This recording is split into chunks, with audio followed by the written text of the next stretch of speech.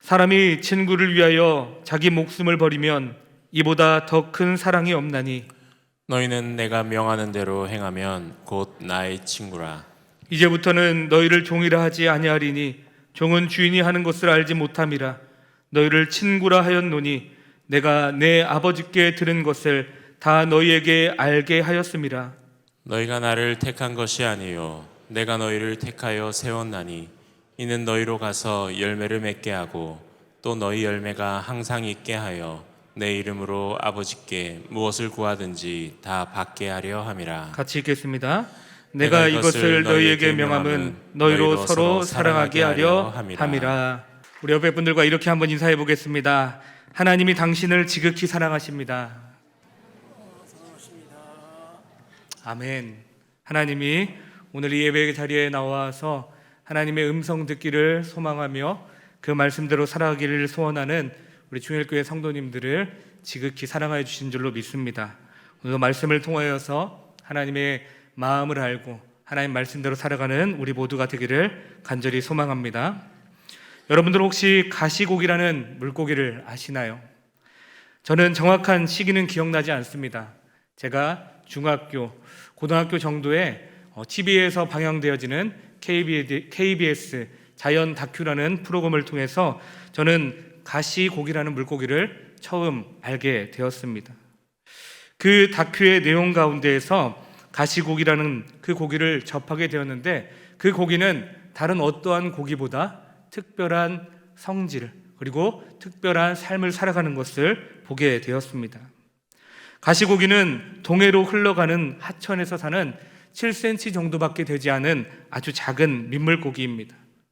대부분의 물고기들은 암컷이 산란하고 자신이 그 알을 지키는 것에 반해 이 가시고기는 암컷은 그냥 알만 낳고 떠나게 되고 수컷이 산란된 알들을 8일에서 많게는 10일 정도 밤낮 할 것 없이 계속해서 그것을 노리고 있는 많은 대적들을 물리치고 자신의 알을 부화시키는 아름다운 모습을 보이고 있습니다. 알들이 부화하면 며칠이 되지 않아서 그 알들의 고기는 점점 커지게 됩니다. 그런데 거의 8일에서 10일 동안 쉬지도 않고 자신의 새끼들을 지켰던 이 수컷 가시고기는 결국 힘이 빠지게 되고 자신이 돌에 머리를 부딪혀서 일부러 죽게 되어 자신의 새끼들에게 그 살까지도 아낌없이 주는 특징을 가지고 있습니다. 그래서 가시고기는 부성애가 강한 고기로 잘 알려져 있죠. 그래서 그런지 가시고기란 책 또한 나오게 되었습니다. 아마 이 자리 가운데 계신 분들은 이것이 예전에 베스트셀러였기 때문에 많이 읽어보셨을 거라 생각이 되어집니다. 이 가시고기라는 소설은 조창인 작가가 쓰게 된 소설입니다. 그 안에서도 내용은 바로 부성애, 아버지의 한없는 사랑에 대해서 이야기를 하고 있습니다. 소설의 내용에는 심각한 백혈병이 걸린 아들 그리고 그 아버지 정호연이라는 인물이 소개됩니다. 그 아들의 이름은 정다움. 6살 때 그의 아버지와 어머니는 이혼을 하게 되었습니다. 어머니는 멀리 떠나가게 되었고 그 옆에 아버지밖에 남지 않았습니다. 백혈병을 투병하고 있는 그 아들, 병원비를 감당하고자 하지만 이 아버지는 그 병원비를 감당하지 못합니다. 설상가상 2차로 재발한 백혈병, 치료 방법은 이제 골수 이식밖에 없게 되었습니다. 하지만 절망 가운데 또 한 번 부딪히게 됩니다. 결국 돈을 마련하지 못하게 되는 것이죠. 큰 수술 금액 어떻게 할 수가 없어서 그 아버지는 자신의 장기를 팔아서 그 돈으로 자신의 아들을 수술해 주려고 합니다. 그렇기 때문에 건강검진을 받다가 자신 또한 간암 말기라는 사실을 뒤늦게 알게 되었습니다. 이제 장기를 팔 수 없게 되자 앞을 볼 수 없다는 사실을 알면서도 자신의 각막 하나를 희생하여서 그 노력으로 아들 호연이는 결국 백혈병 수술 받게 되었습니다. 하지만 그의 아버지 호연은 간암으로부터 시한부 인생을 살아가게 되었습니다. 이 소설의 내용은 불치병의 아들을 살려내고 자신은 병들어 죽음을 맞이하는, 하지만 끝까지 아들을 위해서 희생하는 아버지의 이야기가 기록되어져 있습니다. 대부분의 부모님의 마음들이 이러한 마음이 아닐까요? 내 자식이 또 내 자녀가 그런 상황에 놓여 있게 되면 우리는 충분히 그렇게 할 수 있을 것입니다. 왜냐하면 나의 자녀이기 때문이죠. 대부분의 부모님들이 자신의 자식을 향한 사랑은 정말 큽니다. 그래서 자신의 자식에게는 아낌없이 마치 가시고기와 같이 사랑을 줄 수 있습니다. 그리고 성경에서 예수님과 가장 닮은 사랑이 무엇이냐라고 말하면 아마 부모님의 사랑이라고 우리는 자신 있게 이야기할 수 있을 것입니다. 그런데 오늘 본문에서는 그 한없이 커 보이는 부모님의 사랑보다, 혈연 가운데 주어지는 그 아낌없는 사랑보다 더 큰 사랑이 있다라고 오늘 우리들에게 말해주고 있습니다. 본문 13절 말씀을 다시 한번 읽어보겠습니다. 13절입니다. 시작. 사람이 친구를 위하여 자기 목숨을 버리면 이보다 더 큰 사랑이 없나니. 아멘. 하나님께서 우리들에게 먼저 그 사랑을 보여주셨습니다. 하나님께서 먼저 우리들에게 그 사랑을 허락해 주셨습니다. 왜 친구를 위하여 자기 목숨을 버리는 것이 가장 큰 사랑이다라고 말하고 있을까요? 부모의 사랑은 혈육의 본성으로부터 나오는 거기 때문에 마땅히 감당할 수 있고 감히 목숨을 내어줄 수 있을 만큼 할 수 있습니다. 하지만 친구는 가족이 아닙니다. 엄밀히 말하면 남입니다. 혈육의 본성이 없습니다. 그런 의미로서 이 성경 말씀을 다시 읽어보면 친구를 위하여서 목숨을 버린다는 것은 결코 쉬운 일이 아니다라는 것을 우리는 깨달을 수 있습니다. 그것보다 더 큰 사랑이 없다라는 것이죠.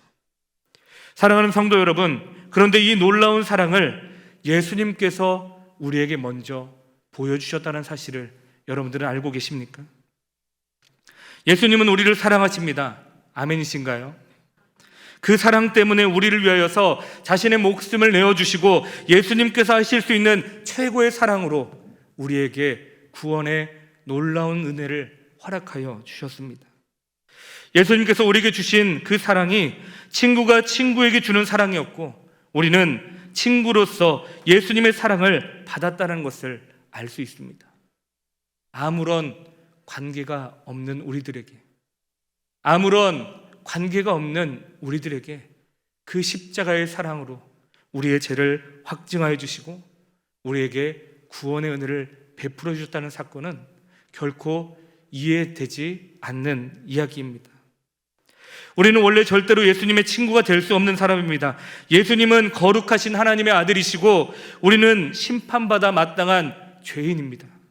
그래서 엄밀히 따지면 우리는 예수님의 친구가 될 수 없습니다. 그렇지만 예수님은 그런 우리를 사랑하셨습니다. 그리고 예수님께서는 우리를 위하여서 그 비참한 자리에서 아낌없이 피를 흘리시고 살을 내어주시며 우리를 향한 사랑을 확증해 주셨습니다. 예수님은 그렇게 스스로 우리의 자리까지 낮추셨습니다. 우리를 위해서 자신의 목숨을 내어주시는 최고의 사랑으로 우리에게 직접 보여주셨습니다. 친구를 위해서 목숨을 버린다. 오늘 본문 말씀 가운데 있는 이 버린다라는 단어는 다분히 계획적으로 그것을 이룬다라는 뜻을 담고 있습니다. 단순히 한순간의 감정으로 인하여서 그렇게 행한 것이 아니라 마땅히 자기 목숨을 버릴 것을 결정하고 그것을 또 결정하고 또 결정하여서 나를 죽여 다른 이를 살리겠다라고 결정한 후에 내린 계획이었다라는 것입니다. 생각할 만큼 생각해보고 계산해볼 만큼 계산해보고 내린 결정이라는 것입니다. 예수님께서 왜 갈등이 없으셨겠습니까? 하나님 앞에 기도하였습니다. 어떻게 이 상황을 돌이킬 수만 있다면. 하지만 결국 예수님께서 택하신 길은 하나님의 말씀에 순종하는 길이셨습니다. 자기 목숨을 버릴 것을 생각하면 생각할수록, 계산하면 계산할수록 사실은 남을 위해 나를 희생한다는 것이 결코 쉽지 않음을 알 수 있습니다. 자기 목숨보다 중요한 것은 없기 때문입니다. 그러면서, 그런 의미에서 예수님께서 우리에게 주셨던 그 사랑, 친구를 위하여 자기 목숨을 주게 된 그 사랑, 그것은 성경에서 말씀하시는 대로 이 사랑보다 더 큰 사랑이 없다라는 것을 우리는 깨달을 수 있습니다. 하지만 예수님은 그 놀라운 사랑만 우리에게 주신 것이 아니라 우리를 친구로 초대해 주셨습니다. 본문 14절에서 15절까지의 말씀을 같이 읽어보도록 하겠습니다. 14절에서 15절입니다. 시작. 너희는 내가 명하는 대로 행하면 곧 나의 친구라. 이제부터는 너희를 종이라 하지 아니하리니 종은 주인이 하는 것을 알지 못함이라. 너희를 친구라 하였노니 내가 내 아버지께 들은 것을 다 너희에게 알게 하였음이라. 아멘. 예수님께서는 우리를 위하여서 먼저 사랑을 보여주셨고, 그리고 그런 죄인이었던 우리들을 친구로 불러주십니다. 이 말씀의 배경은 예수님께서 십자가에 달리시기 전날 제자들에게 들려주셨던 마지막 말씀의 내용입니다. 예수님이 십자가에서 죽으시기 전에 제자들에게 종에서 친구로, 제자에서 친구로, 백성에서 친구로 그들을 바꾸어 주셨습니다. 그렇게 친구된 제자들을 위하여서 십자가에서 죽음을 당하십니다. 아주 오래 계획된 준비 속에 피조물을 친구 삼아 그 반열에 올리시고 그 친구를 위하여 계획대로 십자가에 달리셔서 가장 큰 사랑을 우리에게 보여주셨습니다. 그런데 우리는 여기서 한 가지 더 생각을 해보아야 합니다. 예수님이 제자들에게 말씀하시기를 내가 너의 친구가 되어주겠다라는 것이 아니라 너희들이 나의 친구가 될 것이다 라고 말씀하고 있는 것에 우리는 집중해 보아야 합니다. 예수님이 제자들과 같이 죄인 되심으로 친구가 된 것이 아니라 죄인 된 우리들을 예수님과 같이 거룩하고 영광스럽고 고귀한 친구로 우리를 부르시고 세우셨다라는 것입니다. 그것을 본문 16절 말씀에서 이렇게 말하고 있습니다. 16절 말씀도 같이 읽어보겠습니다. 너희가 나를 택한 것이 아니요 내가 너희를 택하여 세웠나니 이는 너희로 가서 열매를 맺게 하고 또 너희 열매가 항상 있게 하여 내 이름으로 아버지께 무엇을 구하든지 다 받게 하려 함이라. 아멘. 하지만 예수님께서는 친구가 될 수 있는 최소한의 조건이 있다라고 말씀하십니다. 오늘 본문 14절 말씀, 너희는 내가 명하는 대로 행하면 곧 나의 친구라. 그런데 예수님께서 명령하는 것은 무엇입니까? 예수님께서 명령하신 것은 오늘 우리가 읽었던 본문 바로 앞절인 12절 말씀 가운데 있습니다. 같이 읽어보겠습니다. 내 계명은 곧 내가 너희를 사랑한 것 같이 너희도 서로 사랑하라 하는 이것이니라. 아멘.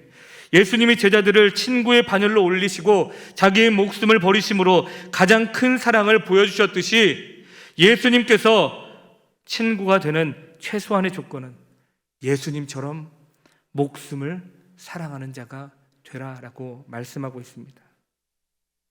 예수님, 우리에게 십자가의 사랑을 허락하여 주셨습니다. 친구인 우리들에게 예수님께서 아낌없이 목숨을 내어주셨습니다. 그리고 우리를 죄인된 자리에서 예수님의 친구라 말씀하시며 그 자리로 우리를 높여주셨습니다. 그 후에 예수님께서는 또한 말씀하십니다. 17절 말씀을 우리 같이 읽어보겠습니다. 17절 말씀입니다. 내가 이것을 너희에게 명함은 너희로 서로 사랑하게 하려 함이라. 아멘.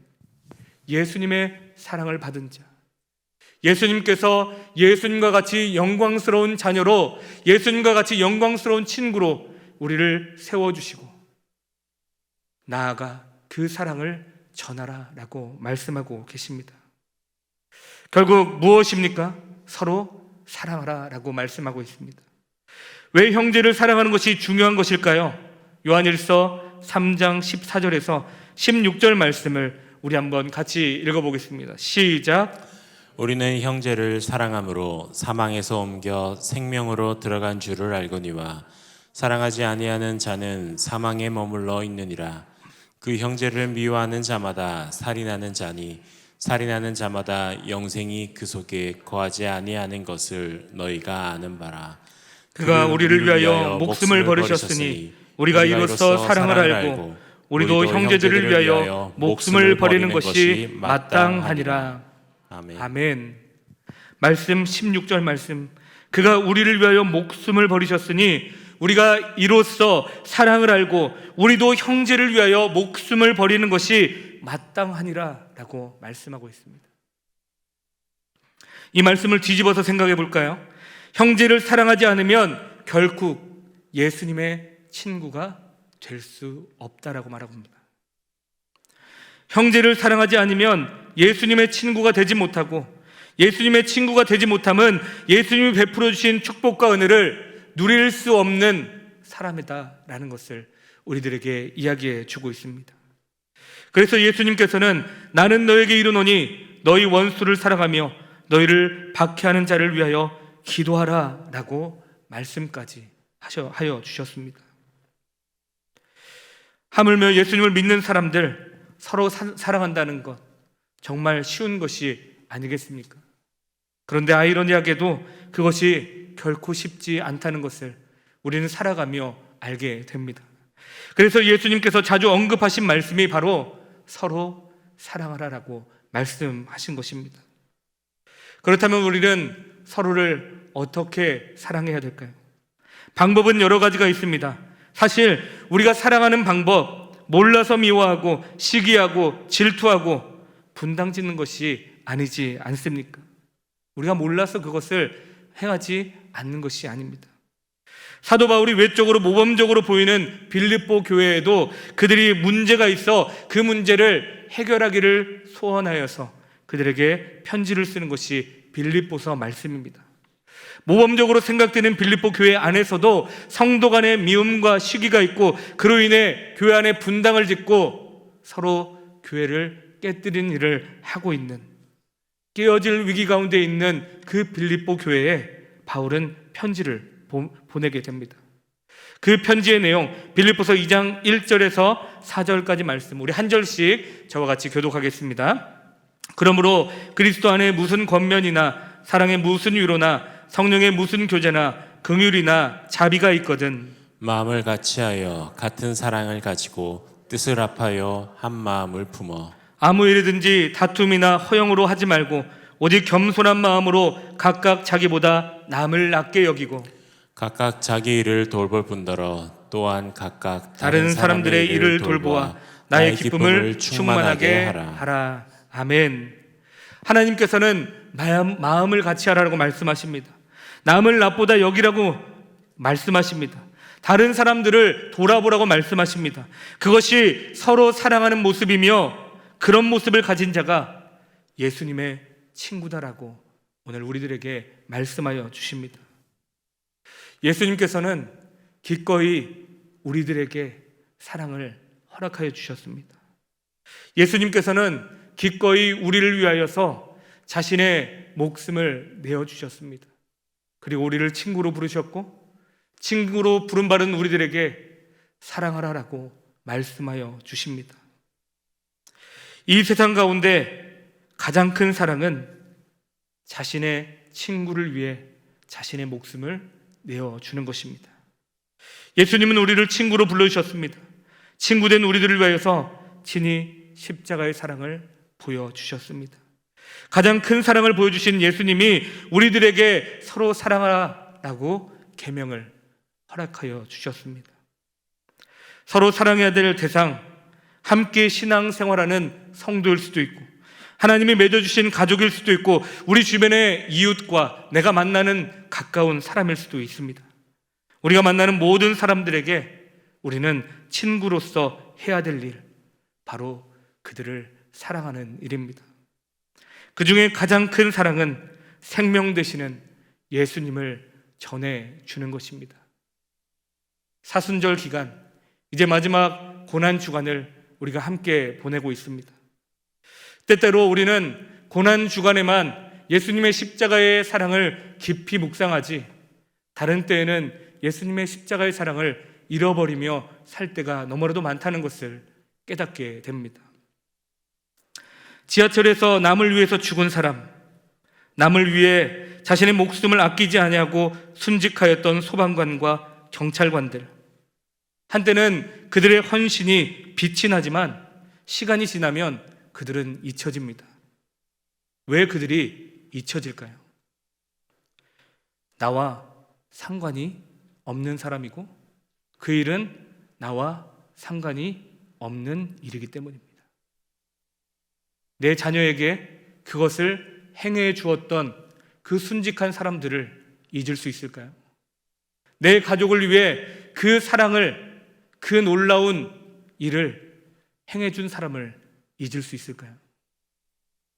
우리는 모두가 예수님께 그런 사랑을 받은 자들입니다. 결코 잊어서도 안 되고 결코 그것을 잊고 살아서도 안 됩니다. 날마다 이 고난주간에만 예수님의 그 십자가의 사랑, 그리고 우리를 친구로 부르시고 우리에게 계명을 말씀해 주시면서 너희들도 나의 사랑을 받았으니 서로 사랑하라라는 그 말씀을 우리 마음 가운데 깊이 새겨서 날마다 때마다 그 말씀에 순종하여 나를 다른 사람보다 낮게 여기고 다른 사람을 더 낮게 여기며 하나님 말씀으로 늘 나의 자신을 낮추어 교만하지 아니하고 겸손한 모습으로 하나님의 사랑을 나눌 수 있는 우리 충일교회 성도님들이 되시기를 소망합니다. 사랑하는 우리 충일교회 성도님들, 예수님의 친구로서 우리는 모두가 부름을 받았습니다.